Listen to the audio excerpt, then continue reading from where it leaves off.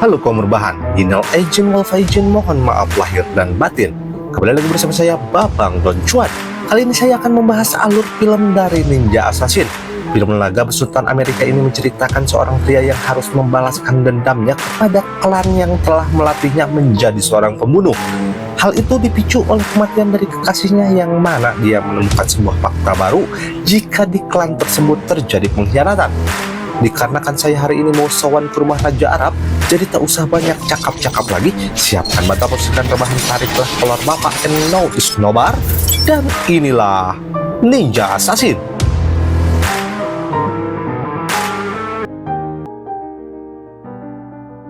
Di awal film kita diperlihatkan seorang pemimpin Yakuza yang terlihat sedang kesakitan saat ditato. Tiba-tiba saja ia mendapatkan sebuah surat yang tak jelas siapa pengirimnya. Anehnya saat dibuka, isi surat tersebut hanya berisi pasir hitam. Namun tiba-tiba Pak Tua terkejut dan menceritakan kisah tragisnya di masa lalu saat mendapat surat tersebut.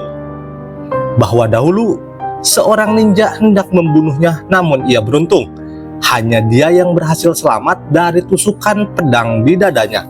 Hal itu dikarenakan kondisi jantungnya yang berada di sebelah kanan. Menganggap hal ini sebuah lelucon, lantas para Yakuza ini malah menertawakannya. Hingga akhirnya malapetaka pun terjadi. Entah apa yang mereka hadapi. Mereka panik menembak ke segala arah, satu persatu mereka dihabisi. Tanpa terlihat pergerakan di mana musuhnya. Dan merasa tak berdaya, pemimpin Yakuza memohon agar tidak membunuhnya. Dan pada endingnya, Seng-Seng Modiar juga akhirnya. Berganti ke masa lalu, di mana calon ninja-ninja kecil ini dilatih oleh seorang pria bernama Zunu. Inilah Raijo kecil sebelum ia menjadi ninja terkuat di antara mereka.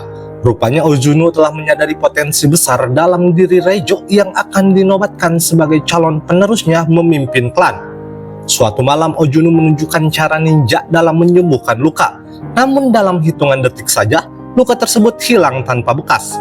Sebagai calon penerus klan, tentunya Raijo dipaksa berlatih lebih keras dibanding teman-temannya yang lain. Malam pun tiba, Kiriko menghampiri Raijo untuk mengobati lukanya. Mulai saat itulah Raijo merasa ada yang peduli terhadap dirinya. Hingga pada akhirnya Raijo yang telah tumbuh dewasa nampak berlatih bersama Takeshi. Atas kekalahan Raijo, Ozunu memberinya pelajaran baru agar bisa menguasai rasa sakit saat bertarung. Isu pun tiba. Ozunu mendapati Raijo nampak telah menguasai rasakan nyeri tersebut. Selama setahun Raijo melatih pendengaran agar dapat diandalkan saat bertarung. Beralih ke Kiriko. Atas kemenangannya dalam sebuah pertarungan, Ozunu meminta Kiriko menyayat musuhnya. Namun Kiriko menolak dan malah menjatuhkan pisau tersebut. Di sini malah Ozunu yang balik memberikan pelajaran kepada Kiriko. Nampak jelas kemarahan Raijo seolah hendak menerkam Ozunu. Saat malam menjelang, Raijo menyelinap menghampiri Kiriko yang masih dihukum.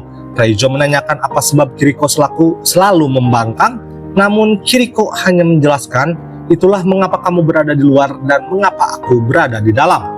Sampai suatu malam, Kiriko merencanakan pelarian diri dari klan, namun Raijo berusaha mencegahnya. Kemudian terjadilah cipokan mesra oleh Kiriko kepada orang yang disayanginya. Kiriko mengajak Raijo untuk ikut bersamanya, namun Raijo menolak dan memilih untuk tetap tinggal. Dengan berat hati, Kiriko pergi meninggalkan Raijo dan memanjat dinding kebebasan. Beberapa hari kemudian pelarian Kiriko diketahui Ozunu dan para ninja ini berhasil menangkapnya.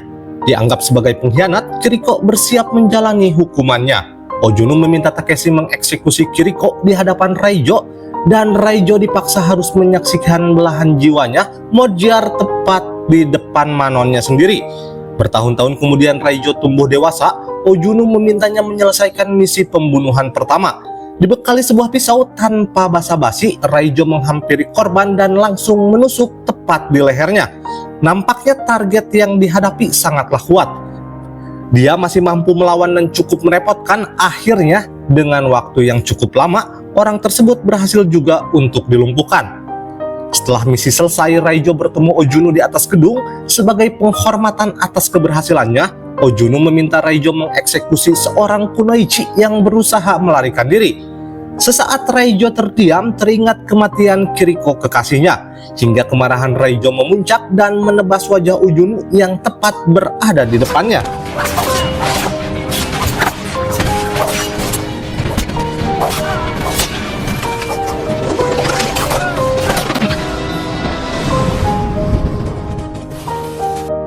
Scene kini beralih ke kantor kepolisian Europol, sebuah lembaga yang bergerak khusus memerangi aksi terorisme. Inilah Maslow, orang paling berkuasa di kantor ini. Dan inilah Mika, salah satu agen Europol yang sedang menyelidiki beberapa kasus pembunuhan berbau politik. Diketahui ini memiliki beberapa ciri khas yang sama, berupa bukti transfer dengan nominal setara dengan harga 45 kg emas. Kemungkinan juga ada keterkaitannya dengan klan Ojunu atas pembantaian klan Yakuza pada pekan lalu. Bertahun-tahun kemudian Raijo pulih dengan rambut memanjang di sebuah tempat cucian. Ia diminta bantuan oleh seorang gadis cantik. Rupanya Raijo telah mengetahui bahwa wanita tersebut adalah seorang ninja. Pertarungan sesama ninja pun tak dapat terelakkan. Raijo mampu melumpuhkan gadis ini. Raijo yang mengetahui Mika dalam bahaya atas penyelidikannya tersebut, lantas dia hendak langsung menemuinya. Suatu malam di komplek perumahan Mika sedang terjadi mati lampu yang disebabkan belum bayar listrik selama 2 bulan. Menyadari ia sedang berurusan dengan para ninja, dengan rasa was-was Mika memasuki rumah. Di sini ia juga mendapat surat kematian berisi pasir hitam. Pertarungan dimulai dalam kegelapan. Mika mendengar seseorang yang berusaha meyakinkannya agar mempercayainya. Itu ternyata adalah Raijo. Beberapa saat setelah itu para ninja datang ke tempat Mika, namun di sini mereka hanya menemukan teman mereka tewas mengenaskan. Dalam sesi perkenalan di dalam mobil, Raijo mengutarakan maksudnya menyelamatkan Mika. Raijo berpikir bahwa Mika adalah orang yang dapat dipercaya dijadikan sekutu untuk memberantas kekejaman Ojunu. Kemudian Mika mengajak atasannya Maslow untuk mendapat dukungan dan mereka pun bertemu di tempat biasa. Maslow merencanakan hal lain, Raijo ditangkap dan dibawa ke tempat persembunyian Europol. Meski merasa dihianati, Maslow kembali meyakinkan Mika dan berjanji akan membantu Raijo menemukan Ujunu. Kemudian memberinya alat pelacak untuk keadaan darurat. Tiba-tiba saja lampu mati dengan sendirinya. Mika panik segera menuju ruang tahanan Raijo. Para tentara berjalan menyisir kegelapan mencari tahu apa yang terjadi. Tanpa disadari, di atas mereka para ninja bersiap menerkam, dan peperangan pun dimulai. Para ninja mulai menghampiri Raijo hingga menewaskan para penjaganya. Mika berhasil mengambil kunci dari penjaga dan berlari menuju Raijo. Di tengah usahanya membuka rantai, ninja menyusup mendekatinya. Raijo menghabisi ninja tersebut tepat saat rantai terbuka. Raijo merasakan bahaya di hadapannya dan meminta Mika agar menuju mobil yang di atas. Satu persatu puluhan ninja muncul di balik kegelapan. Dengan gagah berani, Raijo menghadapi mereka. Satu persatu ia menumbangkan ninja. Namun mereka terus berdatangan seakan tiada habisnya, hingga Raijo mulai kelelahan. Mika telah berada di dalam mobil menanti Raijo. Serangan masih berlanjut mengincarnya, tapi kemudian Mika berhasil melarikan diri. Raijo yang terluka cukup parah. Seketika Raijo berbalik menyerang dan merebut pedang musuhnya. Di saat kritis, Takeshi hendak menghabisi Raijo.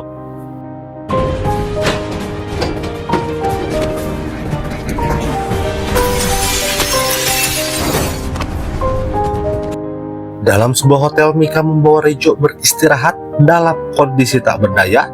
Diam-diam Mika menanamkan alat pelacaknya pada Raijo, kemudian mengaktifkannya. Merasa tak mampu melawan ninja, Mika bersembunyi saat para ninja menghampiri Raijo. Beberapa menit kemudian bantuan datang, meski dirasa terlambat dikarenakan Raijo telah pergi ke tempat asalnya. Selama perjalanan kembali ke Ujunu, Raijo memulihkan lukanya dan perlahan semua luka-luka itu kembali pulih. Setibanya di Ujunu, Raijo bersiap menjalani eksekusi di hadapan para ninja. Ojunu menghujam perut Raijo hingga ia memuntahkan alat pelacak tersebut. Pasukan khusus Europol dan tim taktis yang dipimpin Maslow pun datang dan membombardir mereka tanpa ampun. Mika menghampiri Raijo membebaskannya, kemudian Raijo menghilang mencari Ojunu. Serangan mendadak ditambah pasukan militer dengan persiapan penuh mampu menghabisi para ninja dengan mudahnya. Usai menghabisi tim penyergap, mereka bersiap menghadapi Raijo dan reuni berdarah pun dimulai. Selanjutnya giliran Takeshi melihat wajahnya, Raijo teringat akan kematian Kiriko dan Raijo menghajarnya tanpa ampun hingga Takeshi yang tak berdaya pun tewas di tangannya. Kemudian Raijo menemui Ojunu tanpa basa-basi, Raijo menghajarnya. Teknik bayangan milik Ojunu cukup merepotkan Raijo. Lagi dan lagi Ojunu menghajar Raijo yang nampak mendominasi pertarungan ini. Ojunu kembali menghilang, tapi kemudian Raijo membalas serangan. Ojunu kembali menghilang dan berhasil melumpuhkan Raijo. Saat terdesak, Mika menembak Ojunu. Ojunu kembali menghilang. Tiba-tiba saja Ojunu menikam jantung Mika. Seketika Raijo terdiam dan tiba-tiba untuk pertama kalinya Raijo menyerang dengan teknik bayangan hingga Ojunu pun tewas terkapar. Raijo membawa Mika yang nampak masih bertahan. Rupanya dia selamat dari tusukan tersebut disebabkan oleh tanda kelahirannya yang unik berupa jantung yang berada di sebelah kanan. Dengan dikalahkannya Ojunu, kini Raijo bisa hidup dengan tenang. Raijo memanjat tembok yang sama dengan yang dilakukan Kiriko di masa lalu, dan untuk yang pertama kalinya Raijo menghirup udara kebebasan.